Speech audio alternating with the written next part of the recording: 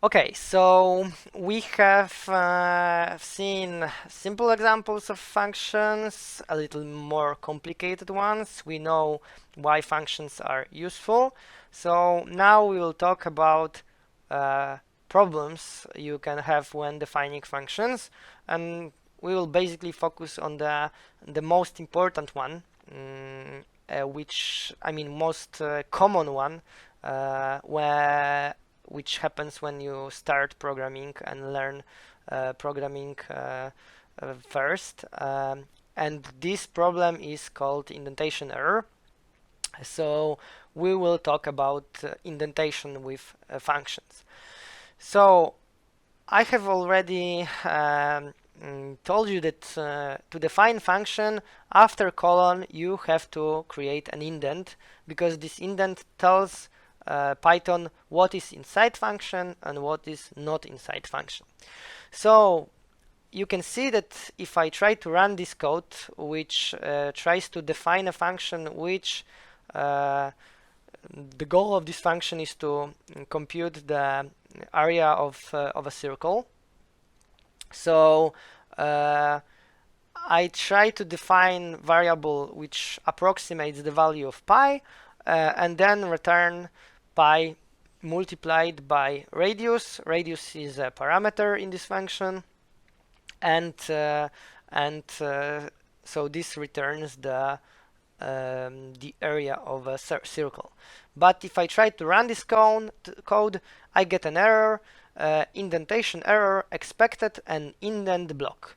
So what Python tells us is that he was expecting to find an indent here. So here I should have, for instance, 4 spaces. And then it would be okay. Another option is to use different number of spaces when defining function, because for Python what is important is to have common indentation through the entire function. Otherwise we also have problems. So let's first improve this function. So let's use 4 spaces as indentation here. You can see that if I run this cell right now, then Python executes it without problems. And let's try to use this function, and let's check if I get the correct result. For instance, if I have a circle of area 1, I should get approximately pi, and this is what I get. If I have 2, it should be 2 squared, so 4 multiplied by pi, so it should be like 12 and I don't know, like 6 something. Yeah, 5, 6, 8. Okay, so we get the area of circle. We managed to fix this function.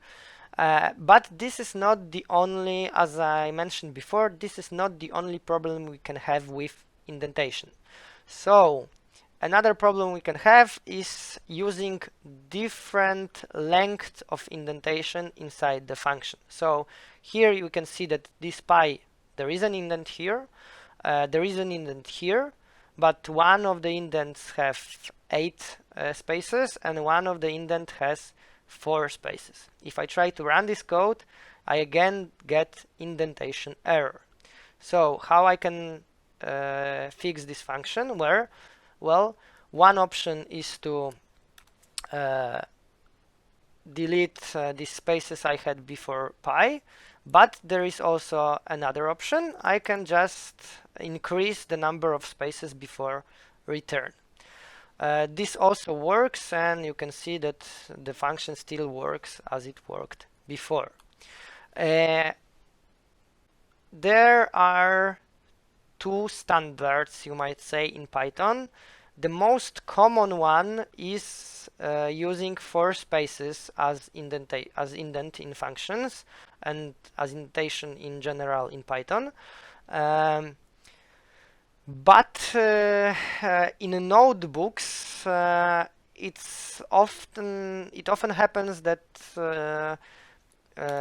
you use indentation of length 2, because this is, especially in Colab, when you are using Colab, Google Colab, because this is automatic length of indentation Colab suggests.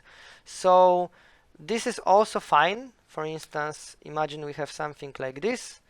This is also fine. This function will also work as intended.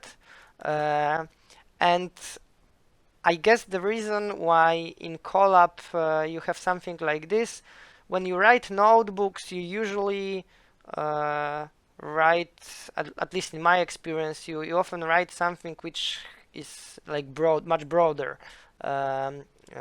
So then if you write code in some other tools than Colab, and then the smaller indents are useful because, as we will see later on, you can have indents and then indents inside indented part of codes.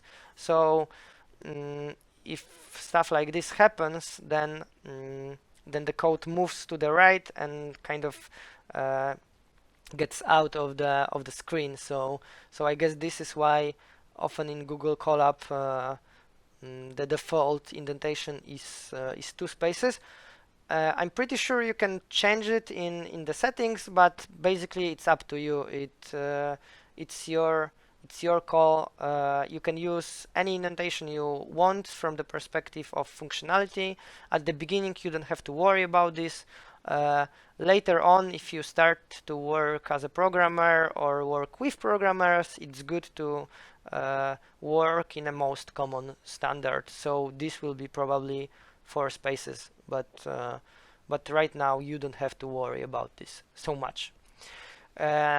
So here we can see another example. So here we have had a problem like this. Indentation error, an indent does not match any outer indentation level. So the problem was here. I had an indentation longer here and shorter here, and the Python wasn't expecting some shorter indentation. Here I have a indentation error, different indentation error. Python doesn't understand why this code is indented.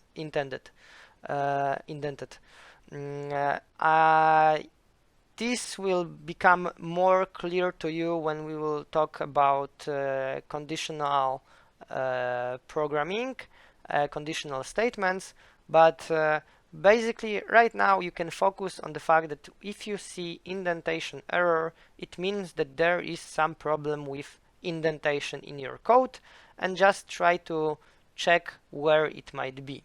So focus basically on this part, and this part, of course, it suggests to you what is the problem, but it's like the easiest thing to do is just to go through your code and check where the indents do not match the desired pattern. So this was the first problem you might encounter when creating functions. The problem with indentation. The thing you have to remember is that indentation tells Python where is the stuff inside the function. So here you can see why it is important, because here I define a function and I let the Python know that my definition of a function is here.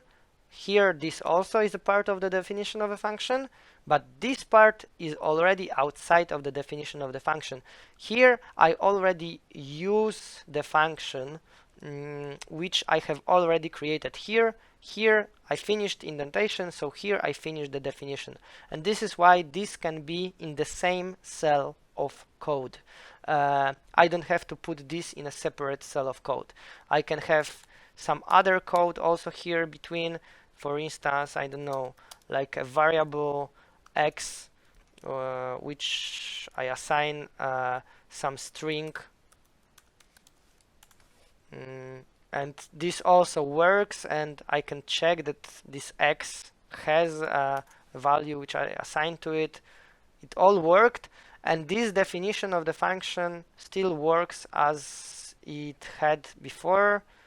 I can add a cell of code here, and I can see that area of a circle